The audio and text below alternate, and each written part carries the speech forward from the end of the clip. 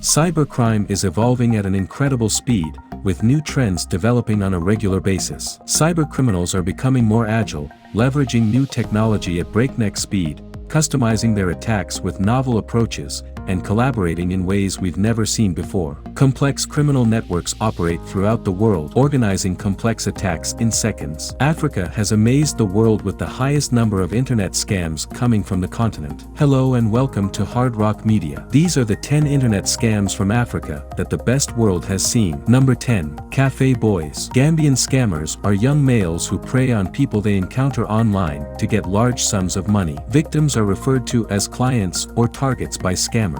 The most effective scammers work all night targeting the USA and Canada, where the greatest money is made. Scammers in the Gambia are employing sophisticated and intelligent tactics to acquire and share target information, entice people in, and demand ever larger sums of money. The most successful con artists are just out of childhood, so they appear young to their victims, and the majority are young guys aged 16 to 21. Even people as young as 18 or 19 can have years of experience approaching strangers online and know all the most successful tactics. Instagram is encouraged. However, you may also be contacted via Twitter or Facebook. Scammers create multiple fake accounts with different identities and photos. This means 6 hours every day. Fraudsters often work in groups, and if one succeeds, they will pass on the victim's details to other scammers. As they go through your friends list, the victim's account becomes a nexus for organized crime. The stories are typically detailed and designed to generate compassion, but this is all part of the scammer's job. Scammers work by gaining trust and friendship. In images and videos, people may hold signs expressing why they need money, or they may post selfies. They enjoy video calling and phone speaking, and perseverance is key to their success. Some people have requested young people to hold up a photo of their name as proof of their identification, but this does not mean they are being honest and legitimate. Many victims mistakenly feel that seeing the scammer in photographs or video conversations makes them legitimate. Scammers in the Gambia will dismiss any help from charities or local groups. Number 9. Obinwano Keke, fraudulent wire transfer. The Federal Bureau of Investigation, FBI,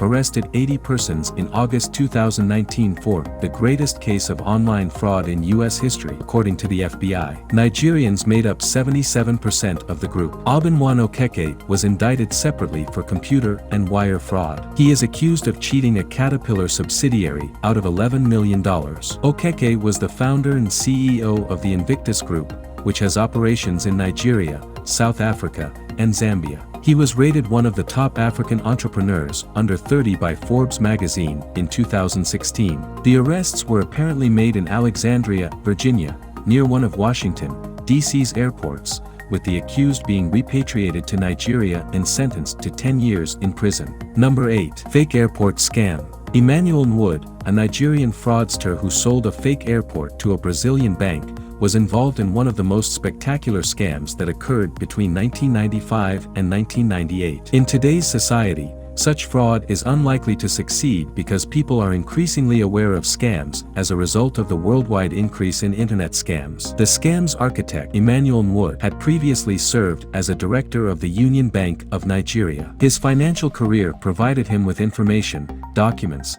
and connections that made him more credible when it came to carrying out his scheme. Because of his background as a bank director, Emmanuel was well versed in how to behave himself in a professional context and likely exuded confidence that put his victims at rest. Emmanuel proposed that the Brazilian bank get involved in the development of the Nigerian economy by investing in the construction of a new airport in Abuja, Nigeria's capital. Emmanuel sweetened the bargain for Nelson by telling him that if the sale went through, he'd be eligible for a $10 million commission.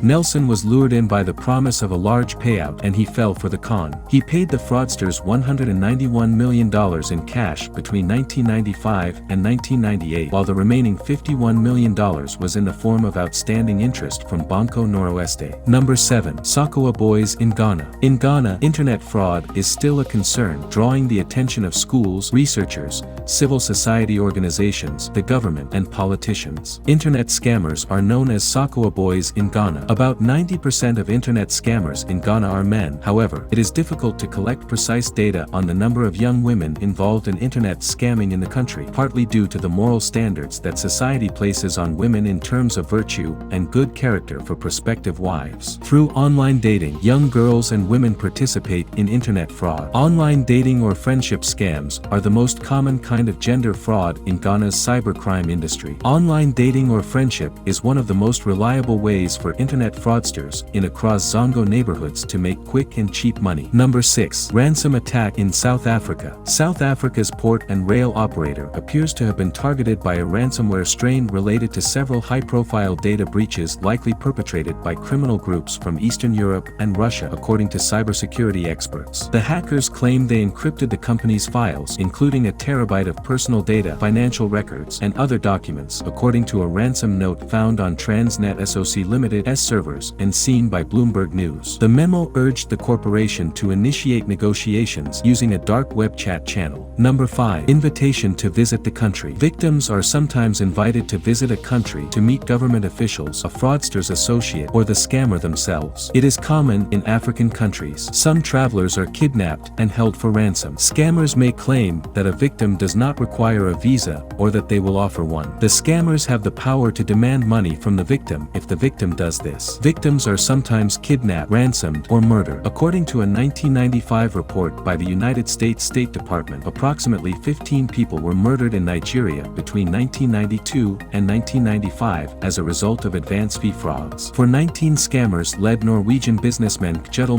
to South Africa in 1999, where he was murdered. George McRanally was kidnapped and murdered in South Africa in 2004. Number 4. Scam by fake bank representatives. We've witnessed a rise in the use of complex forms and letterhead to send what looks to be real-world bank group mail, as well as a number of scams involving the bank. Scammers have also been known to pose as bank auditors or members of the bank's West African regional delegation. Recently, fax letters were sent to creditors of West African nations, stating that the senders had been authorized by the governments to refund past obligations. The letterhead was printed on official-looking bank letterhead. In most cases, the solicitations required potential victims to supply personal information such as signatures or bank account information, as well as pay advance fees, which were commonly referred to as processing costs. In exchange, the potential victim was offered large quantities of money that the fees seeker had no intention of paying. In order to boost their legitimacy, individuals requesting the funds used the names of actual bank employees to sign the letters. Number 3. Money won by bank scam. In South Africa, one innovative plan involves receiving news through text message that the recipient has won money that would be paid by the bank. The message instructs the recipient to phone a certain number to make payment arrangements. This fraud was discovered when the potential victim came to a bank in the nation seeking payment, but the phone number left on the person's cell phone in another country, fortunately, did not connect. Number 2. US-Egypt phishing gang. Investigators in the United States and Egypt busted a computer phishing identity theft fraud in 2009, which was labeled the largest cybercrime investigation in U.S. history. According to the Federal Bureau of Investigation, 33 people have been arrested across the United States, while Egyptian police have charged 47 more persons in connection with the scheme. Authorities claimed that the sophisticated identity theft network acquired data from thousands of victims and exploited it to defraud American banks. Number 1. The Nigerian Prince email scam. Since its inception in 1996, the Nigerian Prince has been utilized and successfully practiced every day, and while many of us are well aware of the scam, there are still many who are unaware. Scammers were claimed to have duped victims of $700,000 employing this strategy as of April 2018, and that figure is reportedly on the rise. The Nigerian Prince scam, which originated in Nigeria and was immediately imitated by many fraudsters throughout the world, was and continues to be a very simple and basic internet scam. The fraudster would write an email claiming to be a Nigerian prince in need of your assistance in a transaction, or the solicitor managing the estate of someone who recently passed away and left millions. The dead, who shares your surname, has no other relatives,